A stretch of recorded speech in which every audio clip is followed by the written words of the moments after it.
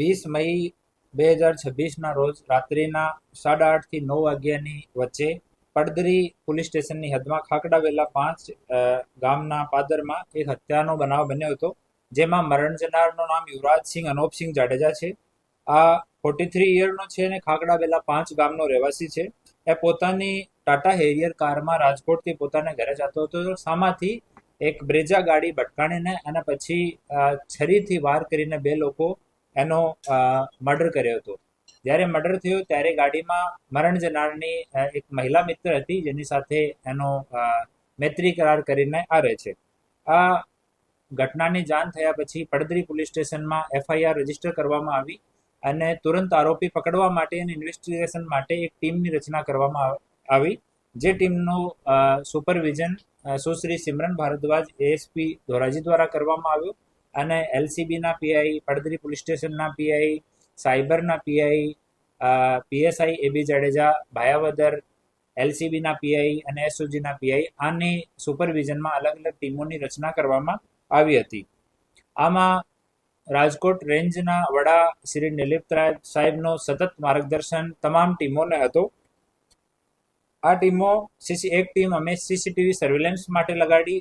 બંને ગાડીઓ, બ્રેજા ગાડી અને હેરિયર ગાડી, જે રૂટ લીધો હતો, આ પૂરા રૂટને ક્લિયર કરવામાં આવ્યું.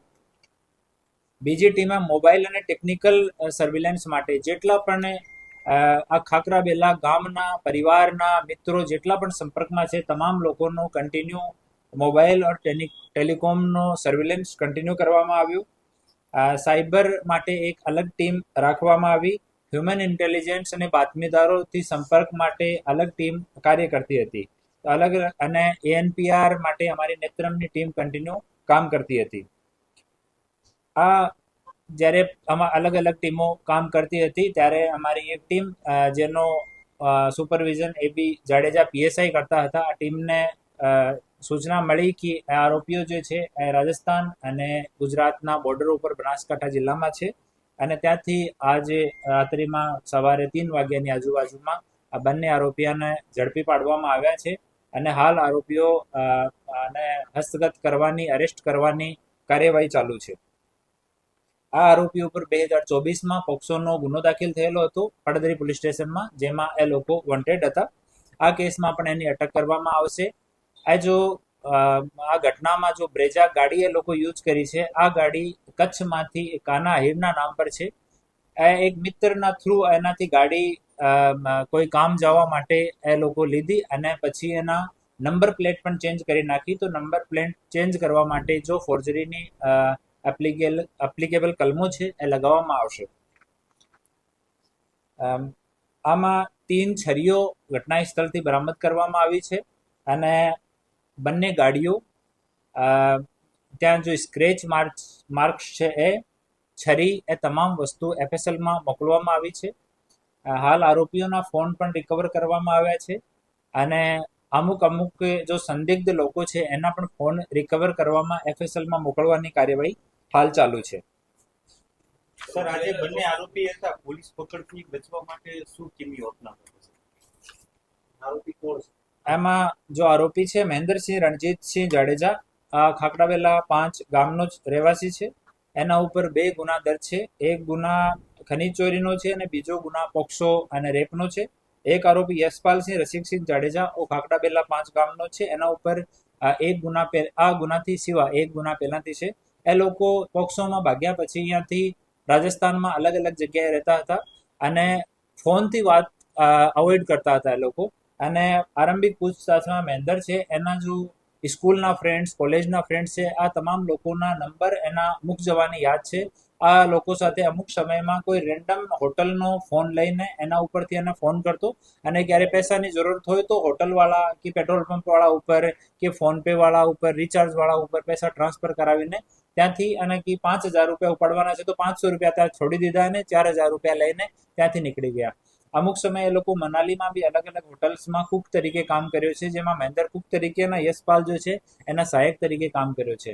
તો એમ એ જો 1.5 થી 2 વર્ષનો જો સમયગાળો છે, આમ અલગ અલગ જગ્યાએ લોકો રહ્યા હતા. આરંભિક પૂછતાછમાં જાણવા મળ્યું છે. હાલ ડિટેલ પૂછતાછ એની ચાલુ છે.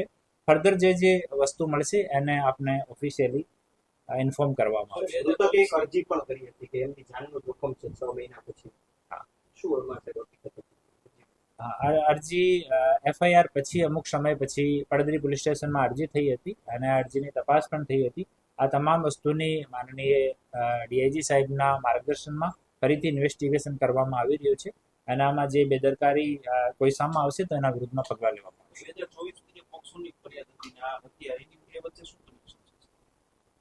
એમાં જો પોક્સોમાં ભોગ બનનાર છે એ હાલના જો મરણ જનાર છે એના પરિવારના સભ્ય છે અને જો હાલના મરણ જનાર છે એની વાઈફ પણ આ પોક્સોમાં આરોપી તરીકે હતી અને એ જો બંને આરોપી આ હત્યાના કેસમાં છે, મહેન્દર અને યશપાલ, એ બંને આ કેસમાં આરોપી હતા અને એક અજય કરીને એક ઓર આરોપી છે જે આરોપી હાલ જેલમાં છે, જ્યુડિશિયલ કસ્ટડીમાં છે. સાહેબ, હત્યાનું કારણ છે પ્રાથમિક તપાસમાં શું કામ? હાલ મેઇન કારણ આ પોક્સોના જો કેસ થયો હતો એના લીધે આ બંને પરિવાર વચ્ચે તણાવ હતો અને ડિટેલમાં હાલ કે કઈ રીતે પ્લાનિંગ કરી છે, ઓર કોઈ માણસ આમાં સામેલ છે કે કેમ, એ તમામ વસ્તુ માટે અમે પૂછતાછ કરી રહ્યા છીએ અને એક વખત જે ઇન્ફોર્મેશન સામે આવશે આપ લોકોને જાણ કરવામાં